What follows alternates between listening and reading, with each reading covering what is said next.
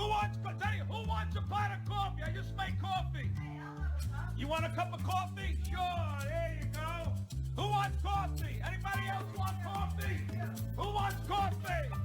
And now it's time for the man with the caffeine, the new tropics for the brain. It's Coffee with Mike. Hang in, hang tight, grab your cup, and let's get this thing started.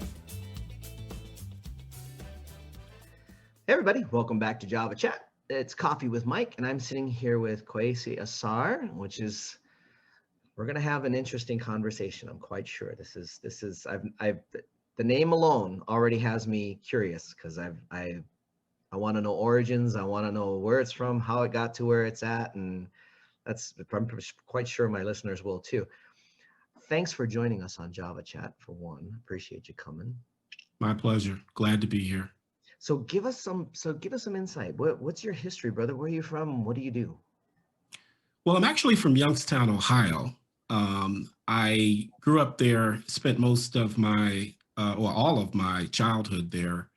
But I've lived in 8 different states, operated businesses in Canada, in 14 different states across the United States. I've been married for 32 years. Right. I have children, grandchildren, and life is good. That's really the microwave top line sort of version of me. Yeah. Okay, and then what do you do at present? I'm a professor. I am an associate professor at the University of Nevada, Las Vegas. I teach hospitality. More specifically, I teach leadership in the hospitality college. You're here? We're in the same city, my friend. Really? I'm on the south side by St. Rose. Oh, wow. I'm on the southwest side by Southern Hills Hospital. I know exactly that area where you're at. We're going to have to grab some coffee in person one of these days. Well, that's awesome. And you said you're in the hotel college. I am. I ended up working for 23 years in the restaurant industry. So operated restaurants. We have plenty to talk about. I worked for the Ritz-Carlton in food and beverage. Oh, awesome. We got plenty to talk about. Good. All right. And how did you come into this? I mean, how did that all evolve? I mean, obviously you've done the entrepreneur thing, and now you're teaching. How did that come about? Well, I ended up operating restaurants in Canada for 3 years. My last, 3 of my last 5 years with Darden Restaurants. I know Darden, yeah. And when you're traveling 90% of the time, it sounds good. It was fun at first, but it gets old after about 2.5 years. And so, I had sort of hit a plateau and felt like it was time to change. So I decided, I've been going to school all along. I finished my undergrad degree at Duquesne. I got my MBA at Wayne State. Nice. And then I started a part-time doctoral program at Lawrence Tech University in Detroit, Michigan. Yeah. And I decided, in 2011 that I was going to finish that doctorate and that I was going to transition out of the corporate life into the academic life. And that's kind of how I got to where I'm at. I've been here for 9 years at UNLV, and I enjoy every minute of it. Yeah, we're gonna have plenty to talk about. We have some mutual. You got colleagues that are and were in the hotel program. We can chat about them later, and a couple of them good friends. So you now teach leadership. I teach leadership, management, ethics. I teach undergrad, I teach grad students. And it's, my story is that, my success was predicated on the success of others. I learned that, probably midway through my career, that it wasn't about me. It was about the people who I worked with and the people who I led, and their degree of success determined my degree of success. So it's kind of like a servant leadership philosophy. Yeah. To serve is to lead. When we bring others along and we, intentionally work to promote their better, their welfare and their promotion, uh, it positions us for higher levels of success. So I learned early on that leadership was the primary ingredient, Sure. of my success. What realization or what point did you realize that servant heart's attitude had to be a part of the leadership as a whole? Where is there a story behind that? Well, I had some really great bosses in the past. I worked for some really exceptional people. I was fortunate, right? Now that's not to say that I didn't work for any toxic leaders. Oh, And we we all can get have. and We've all done it, brother. We all yeah, have. yeah, and we can get into that, Yeah. too. But That's where but the good lessons are learned. you better believe it. But I worked for some great people who really took me and showed me and taught me and pushed me to be the best that I could be. And as a result of that, I learned that providing the same type of experience for others would be beneficial not only for them but also for me and for the organization, right? Absolutely. Yeah. Absolutely. I think that I think that the interdependency is a major need in pretty much any organization, as much as it may be modular, depending on what kind of business it is. There's still that need of interdependency. And when a leader can step up and say, yeah, that has to go here, but it also has to go there as well, I think we see greater success and ease of flow, if you will, in an operation. You can see it in a restaurant real quick if Oh, if you're really paying attention. And I'm sure you got a couple stories on that. oh, yeah. Well, you can walk into any business, right? And there's energy, right, in the Oh yeah. environment. Oh yeah. Right now the question becomes, is that positive energy or is that negative energy? And I'm hypersensitive to energy, people's energy in spaces. And I pick up on that very quickly. So it's the spirit of the leader that actually colors the attitudes of those that are led, which ultimately has an effect on the customer and the kind of experience that the customer has. So, one of the reasons that I branched out into the concept of workplace spirituality as an area of leadership, as an area of research, Mhm. is because I recognize the importance of energy. Energy, internal energy, team energy, you know, and organizational energy. And workplace spirituality is a new concept that has gained in popularity in the organizational behavior discipline.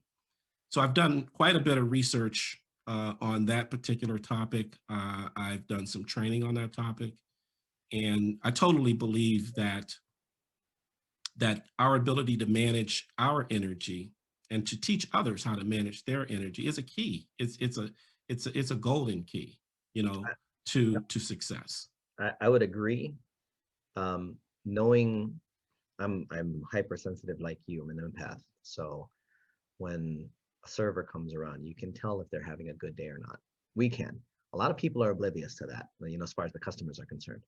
But we can tell the moment we walk in if the host is really on it or not, if the server's really on it or not, or if there might be something going on in the back kitchen that nobody else sees. While it's a new concept, if you like, as you mentioned, to you and I know this answer, but I'm going to ask it anyway. How important is it? Well, you're speaking of workplace spirituality, yes? Yes. Okay. Well, first of all, let me give you sort of a top line on what that actually is, right? Okay. So there's three factors that comprise workplace spirituality. Workplace spirituality is a hierarchical construct, but the three factors are meaningful and purposeful work, a sense of community, and the alignment of individual and organizational values. So, to the extent that an individual can find that meaning and purpose both in and at work, and we can unpack that because that's a big one, Yeah, right?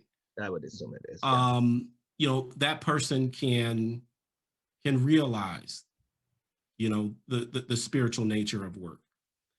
To the extent that we can find community, a sense of connectedness, belonging, right?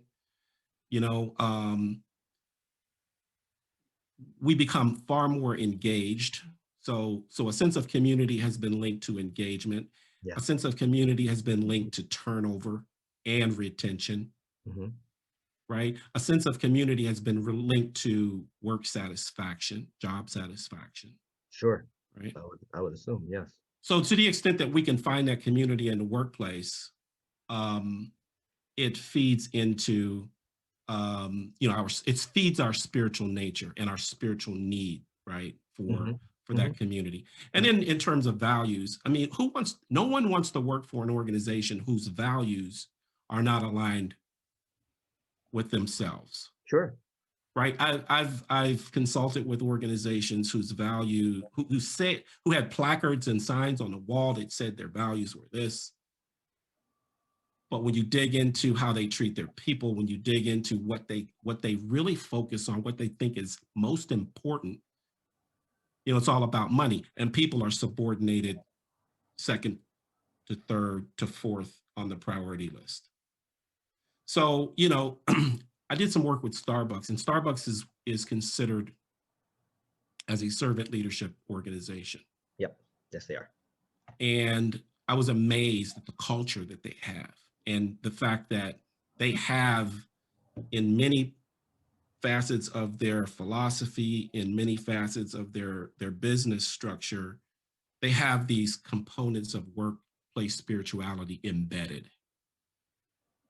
And it's no wonder that they're, I don't know, last time I checked, a $13 billion company. That was back some time ago. I'm sure that it's much more than that now. Yeah, I was gonna say, I think it's more than that now, but yeah, it goes without saying that if you got, and this has been said by numerous different people, I'm sure, if you're in it for the money, you're not gonna last. If you're in it for the community, the money comes anyway. Yes.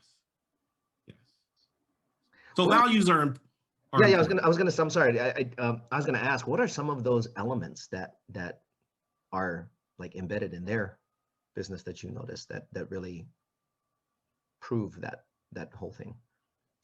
One of the things when it comes to community, now I tend to define community in my research as that sense of belonging, that sense of interconnectedness with others.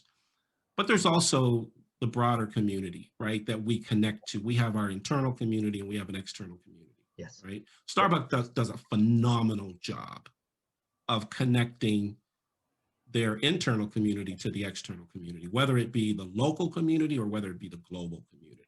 Yep. And they don't use those efforts as a marketing tool.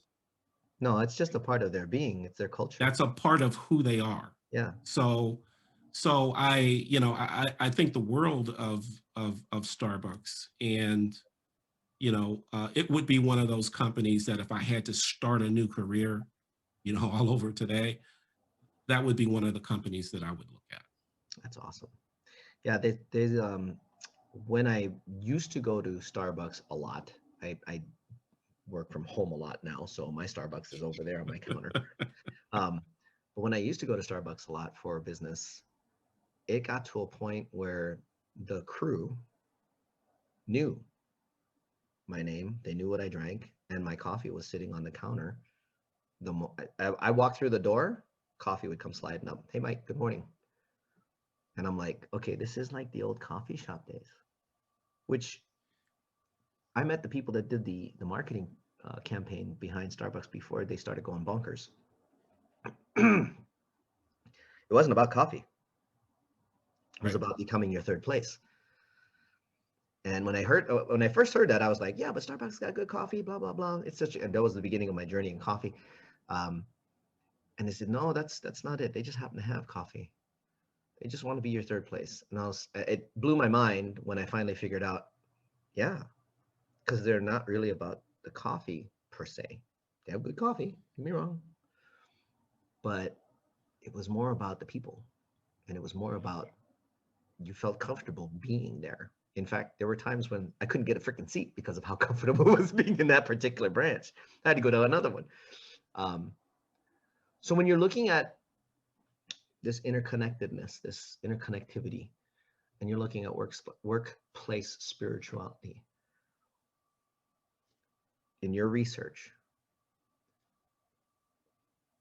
what elements, like, is there anything you can like really put your finger on that show a successful, besides Starbucks, obviously they're a classic example, but are there like specific elements other than what you've already mentioned? Well, let's go back to meaning and purpose, Okay, yeah, right? please.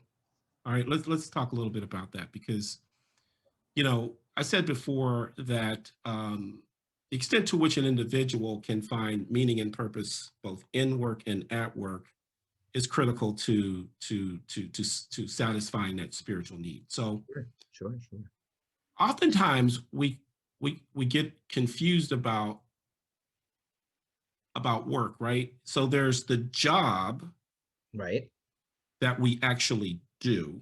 right, So finding meaning and purpose in work is really about the job that you actually do and the extent to which you see it contributing, to a broader um, circumstance, right?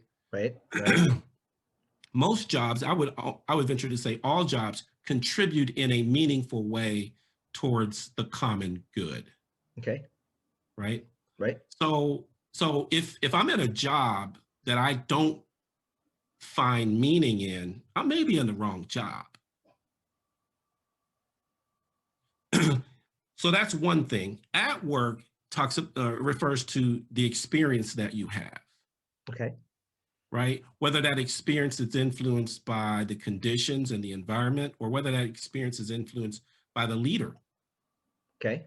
right? Oftentimes people leave jobs, well, they leave leaders. They Yeah, yeah, more often than they yeah. leave organizations, they leave the leader. Yep. But sometimes we get confused and we think that I hate that job when it's really I hate that environment and I hate, potentially hate that leader. I shouldn't use the word hate, but it's a figure of speech. Um, but it has nothing to do with the work that I do. The work that I do, I get meaning and value from. It's just the environment and or the leader that I'm working for that creates the negative experience. You So also touched on the main fact of, if there isn't meaning and purpose in the job, that they might also need to depart. I mean, if they're doing a job and just doesn't feel like correct, like yes. not really affecting anything here, why? Well, here's my philosophy. I do believe in work as a calling, right? Yep. And the extent to which we can choose careers, and I say careers instead of jobs because, when I'm teaching at the university, I'm always talking about it in terms of a career because jobs come and go. Yep. But if we can find careers that play to our strengths, right? Yep. The odds are that we're going to be more than successful. We may even be highly successful in that work. Agreed. And if we find those careers that really play to our strengths, create a high level of meaning and purpose, we may discover that we never work a day in our lives. And isn't that the aim? Isn't that the goal? It should be Ah, for you just said it. You said, you Yeah, just said it should it be. should be. Right. What are we seeing? Because But what we see is people, and I'm going to give you an example. yeah, We see please. people choosing careers for money. Okay. Yeah. The truth. It's the truth. I'm going to give you an example. I just did some research on nursing because I worked as a chaplain for a brief time, and I really got to experience the kind of everyday experiences that nurses go through, and They go through a lot. They really do. they do. And what I have seen recently, because I have friends who are in nursing, I know a couple of chief nursing officers here in Las Vegas at major hospitals. But oftentimes, what we see in nursing is individuals going into nursing because it pays well, right? You start out $32, $35, $40 an hour. Yep. But then when you get into the job, particularly in this COVID environment, right? You get into the job and you find out that it's really about attending to people who are suffering and dying. Yep. Now, you want to talk about meaning and purpose. In my mind, there is no more meaningful or purposeful work than nursing. Right? To be there for individuals who are oftentimes going through the worst periods of their lives. Yeah. And to be there to care for them and to comfort them and to attend to their wants and needs. Tremendous meaning and purpose. Now, on the flip side of that, there's trauma, right? Yeah. Nurses experience trauma because they are constantly witnessing suffering and death. And it over time can take a toll on you. So my counsel and my consultation to healthcare with this workplace spirituality piece is that we have to figure out how to help nurses care for themselves better spiritually. Agreed. So that's an example of, kind of what meaningful and purposeful work looks like. In the hospitality space, right? Okay. We get an opportunity to make a positive difference in people's lives. To me, I found tremendous intrinsic satisfaction from working in hospitality all the years that I did. I had an opportunity to nourish and delight everyone that I served. I had an opportunity to create the conditions where people could sit back, relax, and escape, have nourishment, and be delighted. And that to me filled my heart at the customer level. But also I found meaning and purpose as a leader, watching other people grow and realize their goals, dreams, and aspirations, right? That there's tremendous amount of meaning and purpose in leadership. Oh yeah. Right? If we could see it that way. Yeah.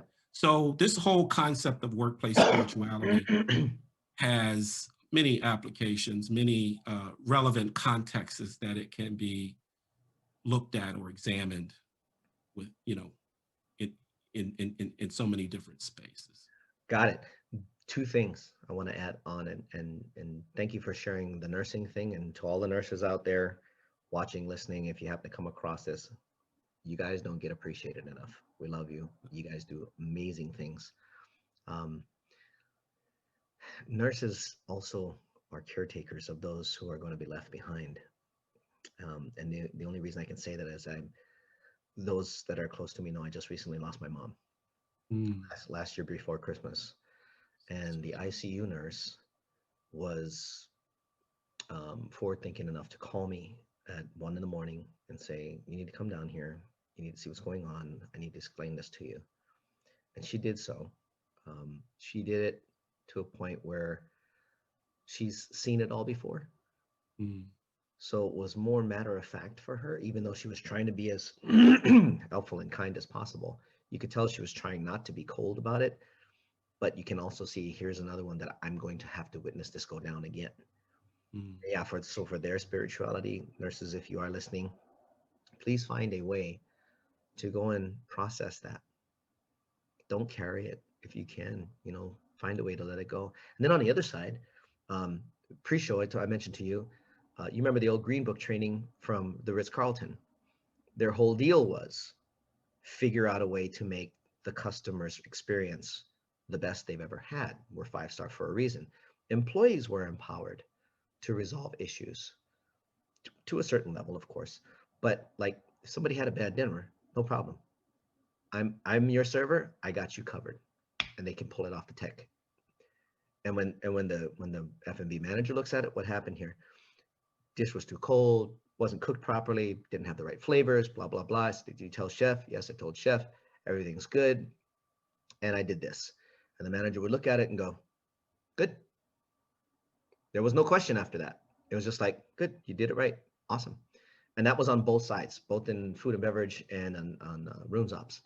If somebody had a bad stay, we'll cut off a room night for you. And that was the housekeeper that did it, not the director of housekeeping. So they had their culture was very much as well, same like that. You want to be able to go home going, that customer, Mr. Mrs. Johnson, Smith, whatever, is happier because it got resolved immediately. They can now go home saying, I had a good vacation or a great vacation or a phenomenal vacation. And for us as humans to be able to go home and go, I did that. Completely different shift in mindset versus a place where you have to step it up and keep going up to the next guy and the next guy and the next guy. Am I on path with that? No, you're absolutely right. The only thing I would add to that is that you have to have a tremendous amount of trust in your employees to give them that much power, right? Mm-hmm. As a leader, you have to know with beyond a shadow of a doubt that this person has good judgment, right? That this person, will do the right thing for the right reasons, right? Because empowerment, can be risky. If you leave it without parameters, yeah, it can be risky, but it depends on the culture that you've created. Now at Ritz-Carlton, they have a culture that supports, and they probably have checks and balances and systems. They do, or they did during that time. Yes. Yeah, mechanisms for triggering, when it's appropriate to do something like that. Sure. Some kind of validation that comes along with that. But surely that has served them well. Oh yeah. At Ritz-Carlton. It did during the Green Book years when they were bought out by Marriott. A lot of things changed. Not necessarily for the better, unfortunately. They are still, I believe they're still around. Not as prominent as they used to be. When Green Book was in play, they were a consistently 5-star, 5-diamond resort, no matter where in the world they were. And it was because they did have that kind of empowerment where there was that kind of trust. And they did train on it. I mean, they taught you what was a good, think for yourself. This is probably appropriate. This is probably not. You don't just go, oh, the beach ball is bad. Here, let me give you a free night and stay. No, it doesn't work like that. But that culture was very well proliferated. Absolutely. And I think in my career with them, I saw maybe one where the manager was kind of like, maybe we shouldn't have given that much out of the numerous ones that I heard, because it was happening almost daily. But that's cool though. But what you're explaining about what that does for the person who's doing the meaningful work at the job, in the meaning of a career. This is really cool. This is different to me. It's a nice new perspective. I appreciate you coming on and sharing this with us. Absolutely. Guys, we're going to take a quick short 30-second break. We're going to come back. We're going to talk a little bit more about what inspires, what motivates, what gets Kweisi moving in the morning. So we'll be back in 30 seconds. Welcome back, everybody. It's Java Chat, Coffee with Mike, sitting here with Kweisi Ausar. Am I saying that right, Ausar? You got it. Yes, sir. Mm-hmm. That's an interesting name. How'd that come about? Well, at the first of 2021, I decided to change my name. Okay. previously my name was Anthony Gatling, and there's a long story. I even made a video about this. Um, but I decided to make the change. Um, you know, 2020 was a transformational year for me. You know, like many of us, there was lots of trauma, there was lots of tragedy, there was um, you know, lots of staying at home Yeah. and Yeah. thinking, right? Yeah. Right. And so, I finished my book. And in the process of writing my book, I realized that that my identity has always been lost, right? As an African American, I remember as a child going with my great grandfather to where he grew up as a child in Gates, North Carolina. And I remember us driving. I was, so excited to see where he grew up and just to see the generational history. And we pull up and I see the mailbox and it says Gatling on the mailbox. And I'm really excited because that's my last name. And I'm like, wow, this is huge. And a white lady comes out and she gets the mail out of the mailbox. She looks at us and just goes back in the house. And I'm like, wait a minute, I was really perplexed. Mm-hmm. Like, who lives here? Yeah. And he began to explain to me that his father was a sharecropper. His father's father was a slave at this particular plantation, and that how when he was a little kid, he grew up and ran away. Ran up north to get a job and to escape and get a better life, and it devastated me. It absolutely crushed me. Like it crushed my soul. A part of me was just scarred after that experience. And I remember crying just about all the way home, because like I just wasn't ready for that kind of trauma. And I came back to Ohio, and I decided I was going to change my name. I picked this name out of a book, Kenya Takuma. I remember picking this name because it meant musician, and at that time I was, playing music and Love it.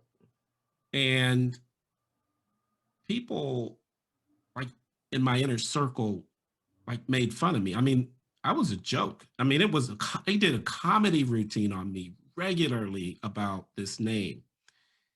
And finally, my grandmother said, you know what? You probably don't want to keep pushing this, because you're not going to be treated very well if you persist in insisting that people call you this. And so I walked away from it begrudgingly. But later on, I realized the wisdom of her counsel. But it always stuck with me. And then when I was writing my book, it all just sort of came out, and I went deep. I went deep to try to understand what my soul's identity was. Not so much my identity here, in this physical body, but what was the identity of my soul? And that's what I came up with was Kweisi Ausar. Kweisi means conquering sons of kings. And the word conquering doesn't mean like to conquer other people's land and resources. It means to conquer the internal demons that sought to destroy me. So sons of kings refers to the divine inheritance that we all will obtain once the development of the soul is complete. Asar is a spiritual faculty from ancient Egypt. It's a spiritual faculty. It is a unifier and harmonizer of all forces, both on earth and in heaven. So I picked this name because it's what I embody, I aspire to embody. Right? So now I have a name in which I identify at the soul level, beyond physical appearances or, mental states, but at the spiritual level. That works. That's powerful, dude. Congratulations on the find, no doubt.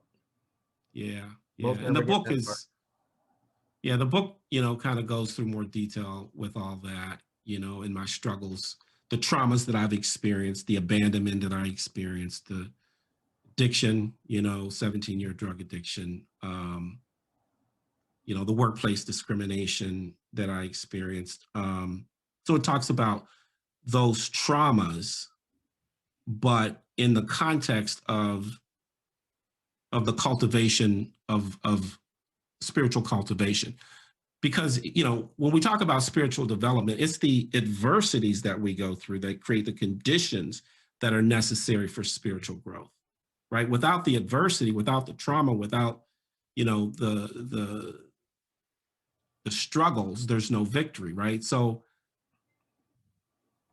I talk about these struggles, but in the context of how I grew spiritually along the way. So in the midst of that spiritual growth, what were some of the things that inspired you, that kept you moving? The number one thing is my wife. Awesome. Because without her, I don't know that I would. I don't believe I would have made it through. All the struggles, all the strife, and I'll even go back further, to talk about my great grandmother, because she really laid a strong foundation for me, and the power and the strength of her spirit still remains with me. Women have been throughout my life my strength.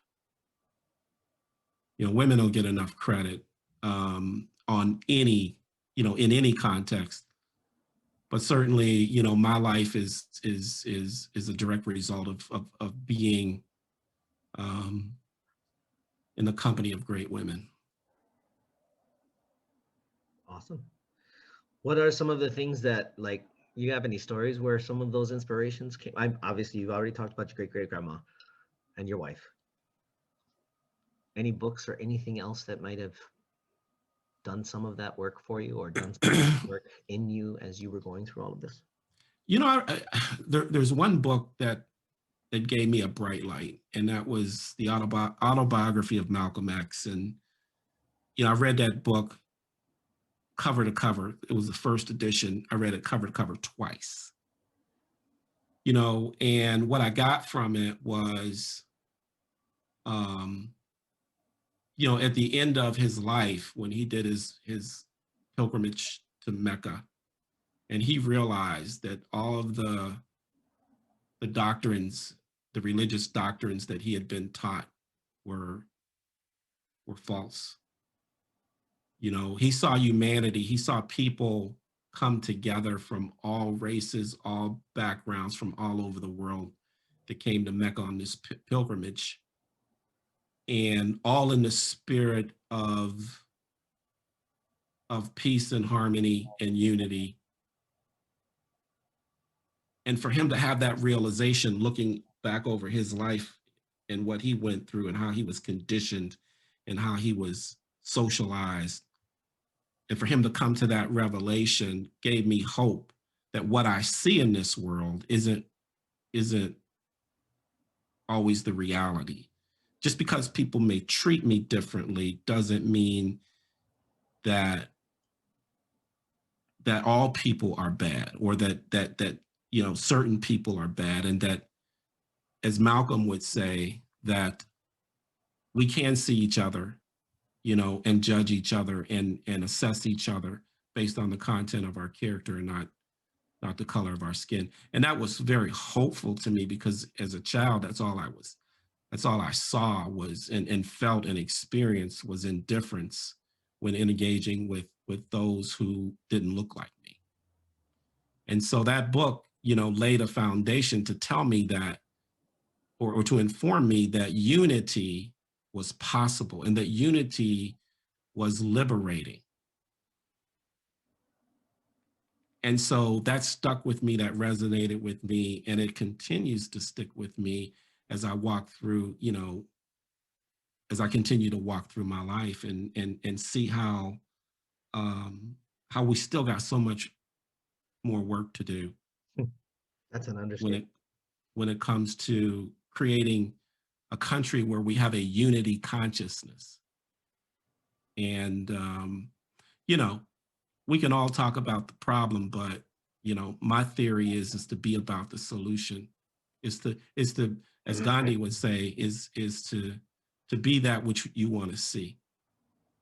And so that's why my work with spirituality is so important to me. That's why everything I do is sort of couched in my purpose, which is to ultimately embody this idea of being a unifying force. Sweet. That's awesome. Yeah, Malcolm X is definitely one of the greater characters of our history that brought a lot of good light to things. There are many others that I can think of that had that same message. It's interesting to see that humanity acts in the way that it does. So when it gets to the level of spirituality, people begin to realize, at least those that really address it, from what I've seen, people begin to realize unity is possible, provided you're looking at it from the solution standpoint versus the problem. Because you can talk about problems all day. Yeah. You can write dissertations. Yes. It's not solve anything. But if you come at it with a spiritual mindset, where we are all human, we all want to live a good life, and we all want to see everybody else happy, it kind of changes the what's the word? Mantra. No, not mantra. But it kind of changes the perspective, I would think, of what's possible. It does. It does. I mean, we're all in this together, whether we realize it, recognize it, or not. Mm-hmm. And there is no separation, right? That's the thing that needs to be realized, right there. Yeah. But we live in a world. We live in a world in which people make money on keeping us divided. But I don't blame those who seek to profit from division. It falls to the individual, in my book. And at the same, and I agree with that. At the same, the level of consciousness. How conscious are we of what's going on? Yes. I mean, we could just as easily take all of those profits away. As a people, as the human race, if you will. Honestly, we're all meant to be one anyway. At least that's what I learned growing up. I'm an island boy. So obviously my last name's Kweisi. Ain't no getting away from that one. We experienced it too as kids. Yes. And today I have to watch a lot of the youth of my ethnicity angry and constantly fighting and constantly yelling and constantly, I'm like, what are you guys doing? This is not helping anything. This is not going to make it any better either. In fact, this is exactly what they want out of you. I now have a better understanding of what it is that you're trying to bring to light. And gotta tell you, you're gonna be one of the pioneers, brother. And I hope you push like mad. I really do. We're falling behind. We need to get freaking caught up is what I think. And half of it is getting out of our own way. Like you said, falls back to the individual. That in and of itself gives me hope that you're doing that. So thank you. We got one more section, guys, and I want to talk about the book when we get back a little bit, so you know where we can find it and all that kind of stuff. I'm going to take another short 30-second pause. If you're listening to this on podcast, or even if you're watching it on YouTube, take a pause for a second, like pause, and think about this last section, what you just heard. I think it's a good reflection point, if you will. And we'll be back in 30 seconds. Welcome back, guys. Java Chat, Coffee with Mike, sitting here with Kweisi Ausar. One, thank you for explaining your name. That is phenomenal. I'm really, what's the word? Grateful for the insight. Some people would say, well, that's impressive. It's not about being impressed. It's about, that's some deep meaning in that thing. That's some awesome deep meaning. That's cool. With regards to what's next, right now you're teaching over at UNLV. Do you get to teach any of your research there in what you're doing right now?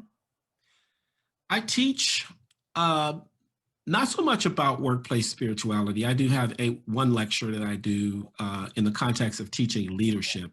Okay. But most of my instruction, most of the classes that I teach are related to organizational, human dynamics and organizational behavior, you know, and leadership. So more like corporate psychology kind of stuff. In You leadership. could call you could say it's related, very much related to corporate psychology. Cool. You ever thinking about putting this out as like a lecture that you can take on tour, because I'm sure it's relevant. Well, I've done many talks on workplace spirituality, and it seems that the frequency of requests has increased. That's good. You know, over the last couple of years, and you know, a lot of people unfortunately conflate religion with spirituality. So not the same. You know, and I will tell you that even at academic conferences where, you know, you would definitely think we know the distinctions.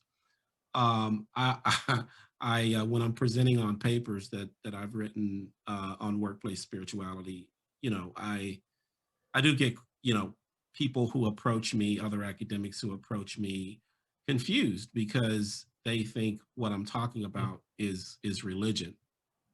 You know, and you know, I have then I have to go into a, you know, a brief definition, you know, to help them understand it. Well, first of all, you can have spirituality without religion. Oh yeah, right. Yes, you can. That's in fact, spirituality, spiritual philosophy, religion was born out of that. Yes. Right. So spirituality came first. Now, it may be difficult to have religion without spirituality, although I've seen some religious people act in ways that are inconsistent with spiritual principles. Yeah, let's not run down that road. No, that's a rabbit hole we'll leave closed. Yeah, well, we won't come out of that one for about a day. Yeah, but you know, people have become more open to discussing the concept of spirituality. In fact, there was a Pew study done in 2017 that showed a significant increase in a number of people in America who view themselves as spiritual and not religious. So the concept of spirituality has grown wildly, and oftentimes when I, you know, when I see people and they tell me, yeah, I'm spiritual, I'm not religious, and I ask them to, you know, tell me more, explain, what does that mean? How does that work? Yeah. You know, people tend to struggle a little bit with understanding what spirituality actually is. And see, I'm not here to define it for anyone. We have to define it for ourselves. And, you know, I'm still in search. I'm still seeking to understand more about our spiritual nature and how I can use it, you know, to be a better person and to make the world a better place. I think for the most part, and I'm right on there with you, when it comes to the individual defining their spirituality, if you will, the definition is never going to be the same. You can have a dictionary book, that's fine, but it's going to vary in gradients for each human. And If it becomes of a religious nature, okay. If they just stay up here in the spiritual general category, okay. But it still needs to work for you in a manner that, like you just said, will help me improve the rest of the planet in some positive way. It's you make things so simple, sir. Well, you said something that's really important, and that is that whether I have a religion that I subscribe to, or a spiritual system that I subscribe to, there should be some demonstration as a result of that, Yeah, agree. right? Yeah. And so, you know, spirituality / religion has to work for us. It has to create for us. Otherwise, I wonder, kind of It becomes what it is. Yeah, what it is we're doing. Again, another podcast for another time, another rabbit hole. But yeah, point taken. And absolutely agree. There has to be some kind of proof of the old adage, proof in the pudding. There has to be some kind of proof. And this is something where a good portion of the religious subscriptions, you're supposed to be doing that. You're supposed to be doing that which is good. You're supposed to be focused on the things that create better, that create good, that create. The word is create. Right. I'm seeing less and less on that, and it's kind of frustrating. But anyway, hopefully we can shift that again one of these days, and maybe this could be one of the podcasts that can help do that. So my book. I was just about to go into it. I says, hey, so you have a book? Yeah. So the book is entitled "No Sir," which implies no surname. Yeah. Breaking the chains that bind your spirit. And the book is a representation. It's a memoir, but it's a representation of what we just talked about. Awesome. The manifestation of spiritual cultivation. Right? So, I describe my experience being abandoned by my mother and my father, and the pain that caused, being adopted by my great-grandparents. I talk about the link between the scars of abandonment to addiction.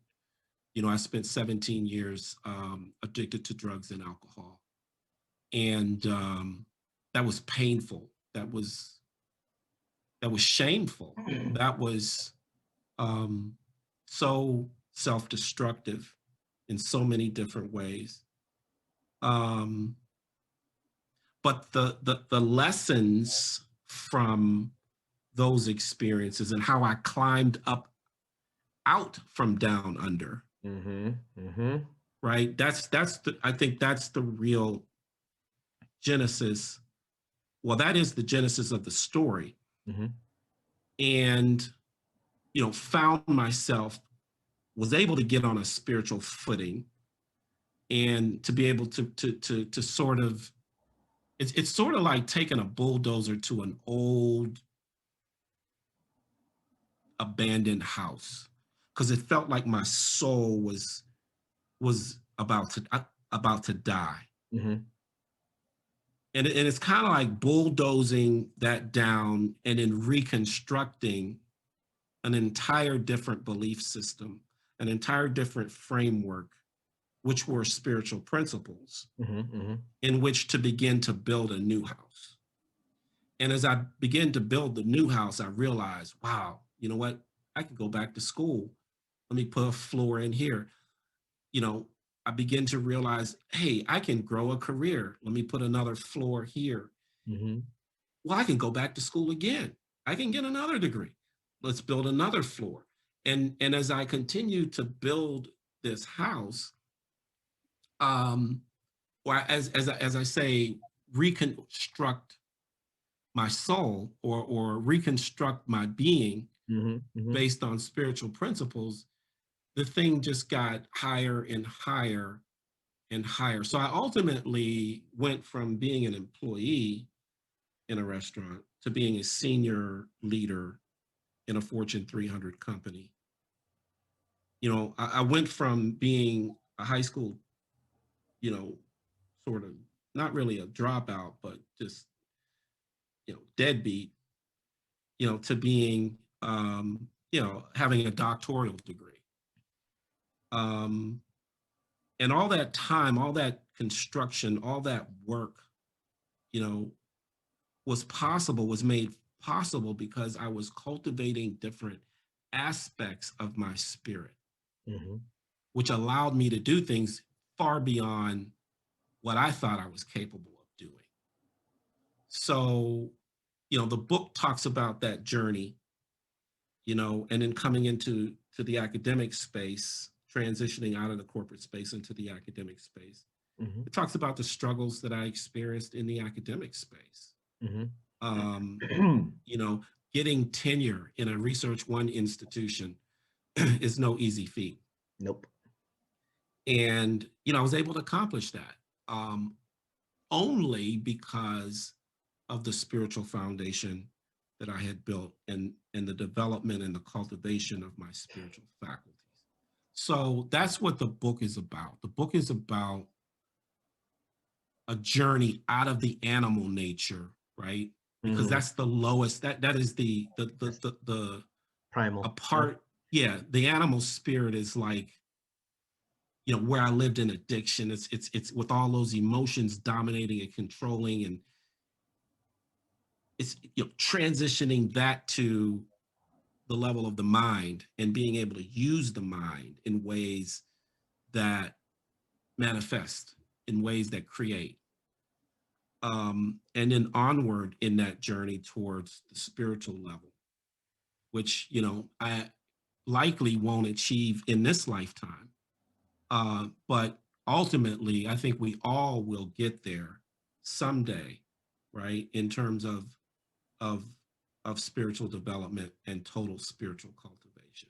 We will realize our divinity at some point. I don't have to worry about when that's going to be. I just got to stay focused on today, putting one foot in front of the other and making myself better and my environment better every day, every step along Deep and agreed. Absolutely. People can find this book where? the way. It's on Amazon. Awesome. It's And on the Amazon. title again is No Sir, Breaking the Chains That Bind Your Spirit. Now, Correct. is it under your new name, Kweisi Ausar? Kweisi Ausar, yes. Okay, good. So that, and guys, we'll have all of this information, of course, down in the comments down below. And are you on social at all? Like, can people find you on LinkedIn, or can people find you on Facebook or something? Absolutely. I'm on LinkedIn. I'm on Facebook, Instagram, Twitter. Good, good, good, good. People can find you there.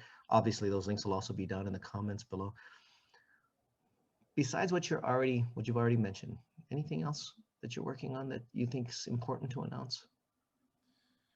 Well, I'm in the process of starting my own podcast. Yes. Yes. So I've written the first couple of episodes, but it's starting a podcast is a bigger deal than Most just thinking. most people think it's real easy. Yeah, it's a lot to it. It is a lot to it. So I'm working on that right now. But my ultimate goal is to start study groups Awesome. and to eventually evolve that into a nonprofit, some type of a nonprofit where we can structure spiritual training in spirituality. One of the things that I have developed is a competency model, right? I have a competency model for workplace the factors of workplace spirituality for organizations, but I want to create a competency model at the individual level. Got it. One that looks at spiritual intelligence, factors such as, maintaining inner directedness, how to build personal meaning, how to manage energy and maintain positive energy. And then last but not least, how to create and maintain a unity consciousness. Those are all huge, dude. That's very necessary. Even more so now than ever. So you'll need to let us know when that rolls out, and we'd be happy to help promote it through our networks as well. Yeah, that's huge, dude. Yeah. Well, it's it's my life's work, right? It's what has allowed me to go from this to that. And if sharing my story and sharing my experiences and sharing the knowledge that I've accumulated can help one person, then as my grandmother say, my living will not be in vain. That should be the ultimate goal of everybody on this planet. Let's hope some of this can motivate a few of them, if not just at least one. I agree with you. Well, guys, we've come to the end of our time, and I don't think we had enough time, honestly.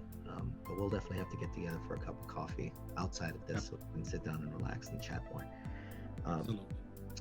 For those of you that are again watching, make sure you catch the links down below. We'll have all of the links for his, where you can find the book on Amazon, where you can find him on social. Please let us know when you launch your podcast. Be happy to help promote it. If you are watching on YouTube, don't forget to subscribe. If you're not already, hit the bell, because the bell tells you when we get excellent guests like this to come in and share insights and their passion, etc. If you're listening on any of the platforms that we're podcasting on, don't forget to download or subscribe there. If you're listening to us on anchor.fm, make sure you give us a comment, or if you can, show us a little support. Every little bit helps. We end the same every time. We love the fact that you've made time and have taken the time to listen to our podcast, to listen to Kweisi Ausar here, share his wisdom and knowledge. It means a lot to us. It really does. That anybody pays attention to any of the things that we talk about, because there's a chance we can affect something good. So, you know how we do it. Stay up, stay safe, stay healthy, and live. For myself, Coffee with Mike, and for Kweisi Ausar, ciao for now.